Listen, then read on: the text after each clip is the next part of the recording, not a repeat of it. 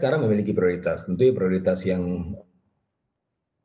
mereka sekarang adalah untuk memenuhi barang kebutuhan pokok, dan porsi untuk ini jauh lebih besar dibandingkan dengan sebelumnya, di mana rata-rata sekarang masyarakat Indonesia mengalami penurunan income dari 20 hingga 30% loh ya. Melihat dari average sektornya, karena semua sektor sekarang hampir semua sektor terdampak. Ya, ada beberapa sektor yang mencuat memang dari ICT, ya, kita juga bicara kemudian e-commerce dan lain-lain. Tapi koneksi antara sektor-sektor di perekonomian Indonesia dengan kemudian platform yang berbasis digital itu masih terbatas, gitu ya. Sehingga kita masih juga melihat beberapa sektor yang seharusnya di saat-saat seperti ini bisa meningkat, seperti sektor pertanian, ya, karena kebutuhan orang-orang atas kebutuhan barang pokok itu meningkat.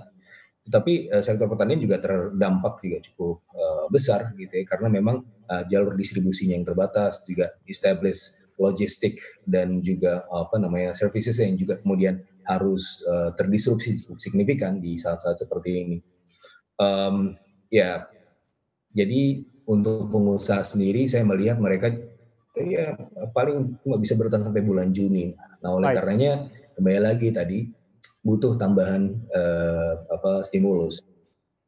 Baik, dikatakan apakah memang agak sedikit susah ini Mas? Sesulit apa sebenarnya menjawab pertanyaan model stimulus seperti apa dan harusnya diberikan ke siapa? Karena ini ada kritikan ratusan triliun stimulus ekonomi yang diberikan, ini dikritik tidak tepat sasaran terutama dalam hal katakanlah ada bansos, kemudian kartu prakerja di sana. Anda sendiri melihatnya seperti apa? Seberapa pelik permasalahan ini?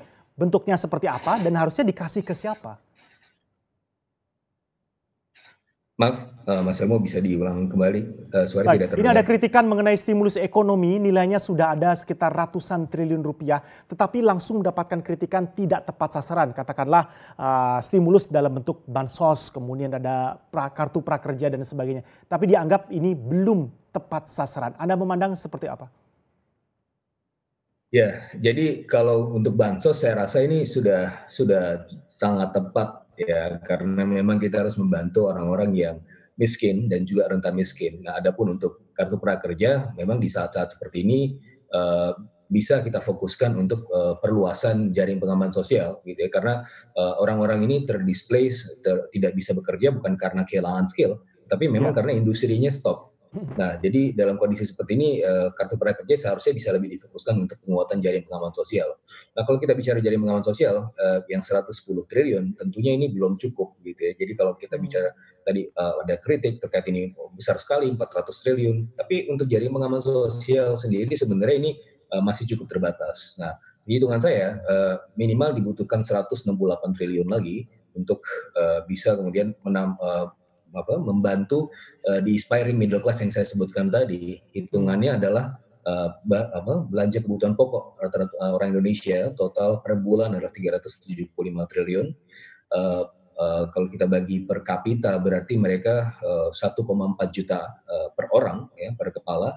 Nah, dari 1,4 juta ini kalau kita kalikan 115 sampai 120 juta orang ya, kita butuh ya minimal tadi 170 triliun lah ya, tambahan untuk di inspiring middle class ini, karena mereka yang rentan miskin, mereka yang sedang bergerak dari masyarakat kelas miskin menjadi kelas menengah, merangkak ingin menjadi kelas menengah, tapi mereka sudah terdampak COVID-19 ini. Nah, mereka juga yang saya rasa cukup perlu dibantu gitu ya. Ini yang dilakukan oleh Jerman, ini yang dilakukan oleh Jepang, ini dilakukan oleh Kanada ya, terkait dengan universal income-nya. Nah, maka ini juga seharusnya yang bisa kita lakukan juga, karena sebenarnya kalau tambah 160 triliun itu ya sangat